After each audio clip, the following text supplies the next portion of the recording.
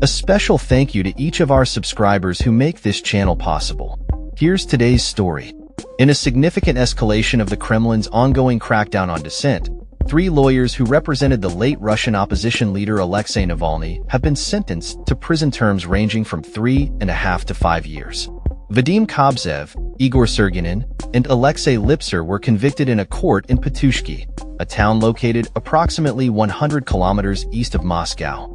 Their arrest in October 2023 was part of a broader strategy by Russian authorities to stifle opposition and discourage legal representation in politically sensitive cases. This move comes amidst a climate of fear and repression that many observers have likened to the darkest days of the Soviet era. The case against the lawyers was rooted in allegations of their involvement with extremist groups, specifically Navalny's networks, which were designated as such by the Russian government following a controversial ruling in 2021. This ruling effectively criminalized any association with Navalny's organizations, including the Foundation for Fighting Corruption and its regional offices. Critics of the Kremlin have condemned this legal framework as a politically motivated attempt to silence dissent and intimidate those who might dare to defend opposition figures.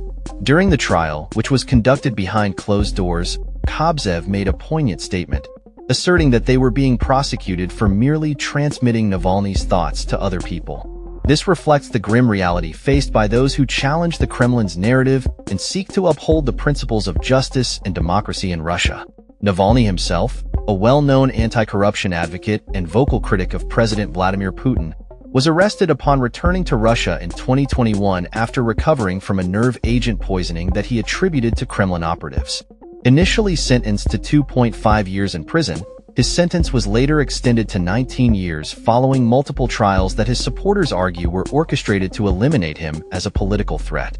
Tragically, Navalny died in a prison camp in February 2023 under circumstances that remain unclear, leading to allegations from his widow and allies that he was murdered on orders from the Kremlin, an accusation that Russian officials have vehemently denied.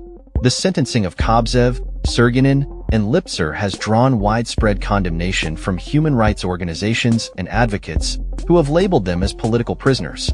Memorial, a prominent Russian human rights group that received the Nobel Peace Prize in 2022, has called for their immediate release, highlighting the increasingly perilous environment for legal professionals in Russia who dare to represent opposition figures.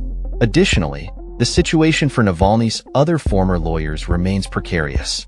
Olga Mykolova and Alexander Fedulov, who also defended Navalny, are currently on a wanted list and have fled Russia to avoid similar fates. Mykolova, who has a decade of experience defending Navalny, revealed that she has been charged in absentia with extremism, showcasing the lengths to which the Kremlin is willing to go to suppress dissent. As the Kremlin continues its assault on civil liberties, the implications for the rule of law in Russia are dire. The jailing of Navalny's lawyers is not just a targeted attack on them, but a broader message to all who might consider standing against the regime. The price of dissent is steep, and the consequences can be life-altering.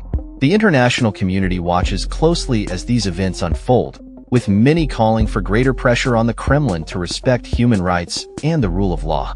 The legacy of Alexei Navalny and the fight for a more open and democratic Russia hangs in the balance as the Kremlin tightens its grip on power. That's all for this story. We upload videos every day covering many different subjects, so hit that subscribe button to stay informed. Thanks for watching.